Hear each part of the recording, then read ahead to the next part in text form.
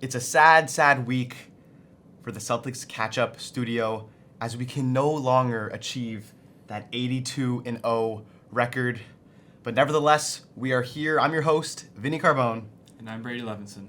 And today we will go over the Celtics' last 3 games, 2 of which were our first losses of the season. Terrible. Let's get started. Good ball fake, one more. Tatum! Oh, he caught one! As you can see, me and Brady have switched spots. We gotta switch something around here. I mean, it's maybe not the reason why the Celtics are losing, but we gotta do everything we can to get them to win. Let's start on a positive note, Brady. Saturday, we got our 5th win. We were 5-0 going into the week, and we were looking good. I mean, Drew Holiday, like what a solid pickup. Almost had a near triple-double. 1 rebound shy of a triple-double. We were number 1 in the power rankings too. It was going so well. It was paradise. It was. Like, I felt so good. I was so happy every day. But then, obviously, we got our first loss against the Wolves in an overtime thriller.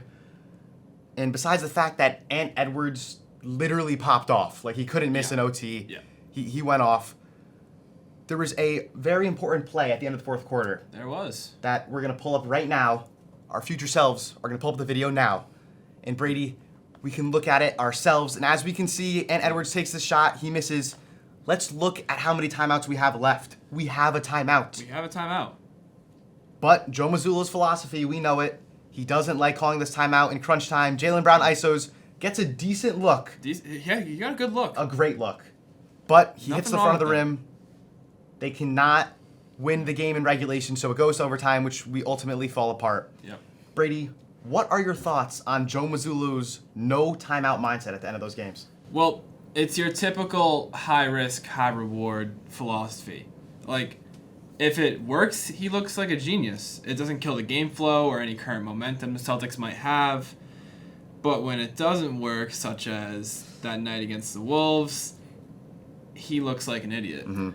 And it relies on player judgment and improvising ability, which sometimes, I mean, obviously for a player like Jaylen Brown, it's good, but even True. still, like, if someone else has the ball in that situation, who is much less experienced, who knows what's going to happen?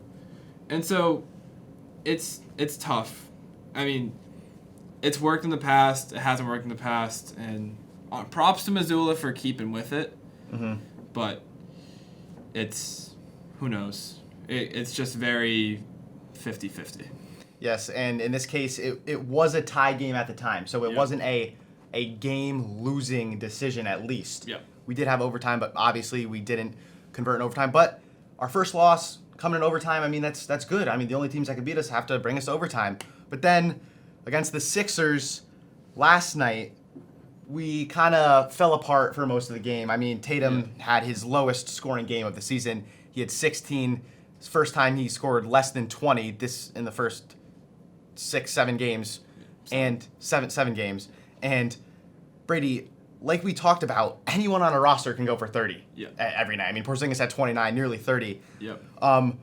But we were down by 15 with 3 minutes left in that game. We came back and we had another game-changing shot, Porzingis, to tie the game, but he missed.